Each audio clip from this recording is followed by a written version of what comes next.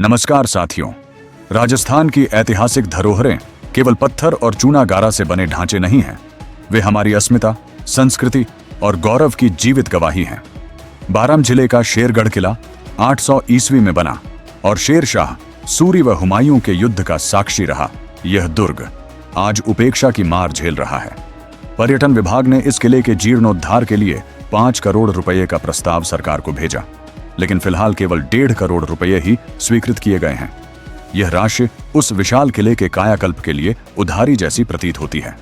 प्रश्न यह है कि जब 5 साल के लिए चुने गए नेताओं की सुरक्षा व्यवस्था पर हजारों करोड़ बेहिचक खर्च किए जा सकते हैं, तो फिर सदियों से खड़ी हमारी ऐतिहासिक धरोहरों के लिए धन आवंटन करते समय सरकार इतनी कंजूसी क्यों दिखाती है? ऐसा लगता है मानो हमारी धरोहरों की मरम्मत और संरक्षण सरकार के लिए कोई प्राथमिकता ही नहीं है।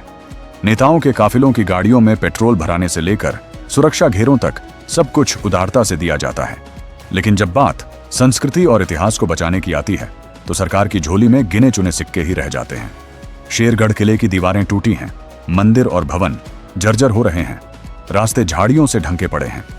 यह स्थिति केवल पर्यटन की हानि नहीं है, बल्कि यह हमारी पहचान को मिटाने जैसा अपराध है। आने वाली पीढ़ियां हमसे पूछेंगी कि क्या हमने केवल नेताओं की सुरक्षा को ही महत्व दिया और अपनी धरोहरों को खंडहर बनने दिया। अब समय आ गया है कि सरकारें अपनी प्राथमिकताओं को बदलें। धरोहर संरक्षण को विलासिता नहीं, बल्कि जिम्मेदारी माना जाए। यदि शेरगढ़ जैसे किले सही रूप से संरक्षित किए जाएं, तो यह न केवल पर्यटन और रोजगार का बड़ा स्रोत बनेंगे, बल्कि देश दुनिया में राजस्थान की पहचान और मजबूत होगी। सरकार से यह सवाल पूछा जाना जरूरी है कि आखिर हमारी धरोहरों के लिए पैसा क्यों उधारी की तरह दिया जाता है और नेताओं की सुरक्षा पर धन वर्षा क्यों होती है? यह असमानता केवल शर्मनाक ही नहीं, बल्कि हमारी सांस्कृतिक विरासत के साथ विश्वासघात भी है। ETV 9 बाराम से नीलाभ दिनकर की यह रिपोर्ट। बने रहिए हमारी अगली खबर तक। धन्यवाद।